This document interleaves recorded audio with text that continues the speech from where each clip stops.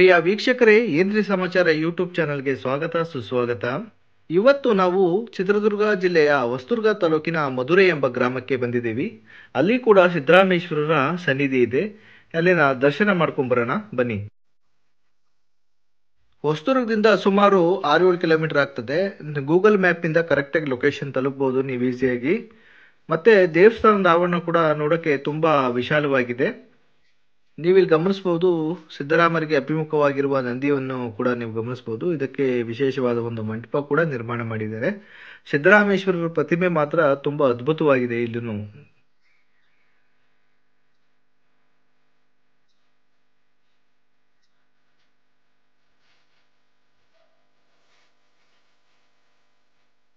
ದೇವಸ್ಥಾನದ ಶಿಖರದಲ್ಲಿ ಸಂತ ಶರಣರ ಚಿತ್ರಗಳನ್ನು ಕೂಡ ನೀವು ಗಮನಿಸಬಹುದು.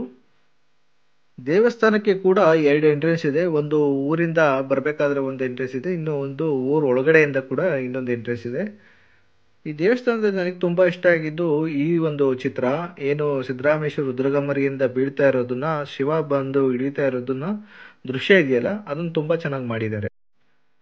ಬನ್ನಿ ದೇವಸ್ಥಾನದ ಒಳಗೆ ಪ್ರವೇಶ ಮಾಡಿ ಸ್ವಾಮಿಯವರ ದರ್ಶನ ಮಾಡೋಣ. ಇಲ್ಲಿಯ ಗದ್ದುಗೆಯ ಮೇಲೆ ಸಿದ್ದರಾಮೇಶ್ವರರ ಸ್ವರೂಪವಾಗಿ 3 ಲಿಂಗಗಳನ್ನು ಕೂಡ ನೀವು ಗಮನಿಸಬಹುದು.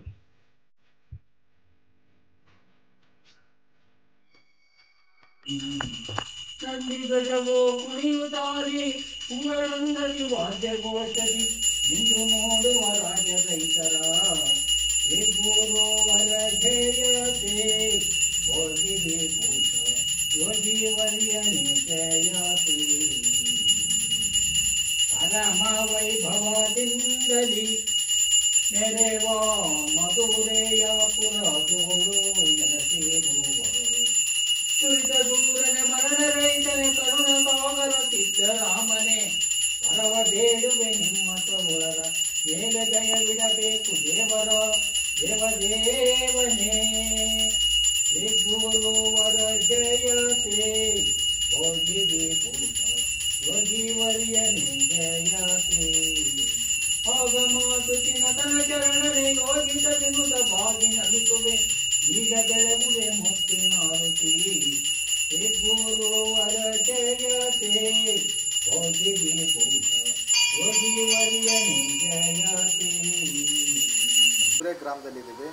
ಇಲ್ಲಿ ಸಿದ್ದರಾಮೇಶ್ವರ ದೇವಸ್ಥಾನ ನೋಡ್ಬೋದು, ತುಂಬ ಚೆನ್ನಾಗಿದೆ. ಭಾರಿ ಒಂದು ಹಳೆಯ ದೇವಸ್ಥಾನ ಆಗಿದೆ. ಇಲ್ಲಿನ ಗ್ರಾಮಸ್ಥರು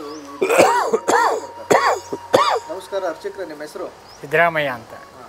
ಇಲ್ಲಿ ಎಷ್ಟು ವರ್ಷದಿಂದ ನೀವು ಪೂಜೆ ಮಾಡ್ಕೊಂಡು ಬಂದಿದ್ದೀರಾ? ನಾವು 65ನೇ ಇಸ್ವಿಯಿಂದ ಮಾಡ್ತಾ ಇದ್ದೀರಾ. ಆಮೇಲೆ ಯಾವ ರೀತಿ ವಿಶೇಷ ಪೂಜಾ ಕಾರ್ಯಗಳು ನಡೆಯುತ್ತೆ ಇಲ್ಲಿ? ವಿಶೇಷ ಪೂಜಾ ಕಾರ್ಯಕ್ರಮ ಸೋಮವಾರ ಅಭಿಷೇಕ ಪೂಜೆ ಇರುತ್ತೆ, ರುದ್ರಾಭಿಷೇಕ ಪೂಜೆ ಇರುತ್ತೆ. ದಸರಾದಲ್ಲಿ ದಸರಾ ಅಂಬು ಮಾಡ್ತೀವಿ. ಶಿವರಾತ್ರಿ ದಿವಸ ನೆಡಮಣೆ ಮೇಲೆ ಹೋಗಿ ಗಂಗಾ ಮಾಡ್ಕೊಂಡು ಸ್ವಾಮಿಯ ಇದು ಮಾಡ್ಕೊಂಡು ಬರ್ತೀವಿ, ಉತ್ಸವ ಮಾಡ್ಕೊಂಡು. ಆಮೇಲೆ ಇಲ್ಲಿ ದೇವಸ್ಥಾನದಲ್ಲಿ ಎಷ್ಟು ಪೂಜೆ ಆಗ್ತದೆ? ತ್ರಿಕಾಲ ಪೂಜೆ.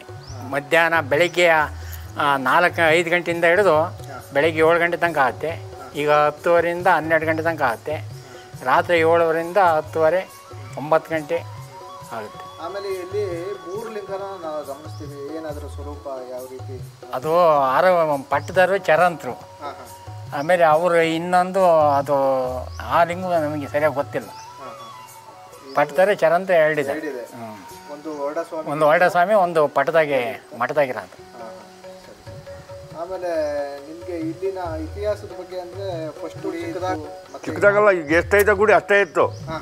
ಎಷ್ಟೈತು ಗರ್ಭದಂಗಳ ಬಿಟ್ಟು ಮೊದಲಿಂದ ಎಲ್ಲ ಇತ್ತಿಂದ ಹಿಂದಕ್ಕೆಲ್ಲ ಮಣ್ಣಿನ ಗುಡಿ ಅದೆಲ್ಲ ಇತ್ತು. ಆವಾಗ ಮಜ್ಜರು ಎಲ್ಲ ಸೇರ್ಕೊಂಡು ಇಲ್ಲೆಲ್ಲ ಅಡ್ಡಾಡ್ಕೊಂಡು ಇದೆಲ್ಲ ಮಾಡ್ಕೊಂಡು ಅಜ್ಜಂಪುರದಾರ ಅವರು ಬೋವಿ ಪೈಕಿಯ ಅವ್ರು ಒಂದೇ ಮನೆಯವ್ರು ಅಣ್ಣ ತಮ್ಮಗಳು 5 ಜನ. 5 ಸಾಲ ಅಜ್ಜ ಬಂದು ಇಲ್ಲಿ ಎಲ್ಲ ಸ್ಥಾಪನೆ ಮಾಡಿ 45,000ಕ್ಕೆ ಗುತ್ತಿಗೆ ಮಾಡ್ಕೊಂಡು ದೇವಸ್ಥಾನ ಕಟ್ಟಿದ್ರು. 45ರಿಂದ ಓಪನ್ ಆಯಿತು. ಓಪನ್ 54ಕ್ಕೆ ಫಿನಿಶ್ ಆಗಿದೆ.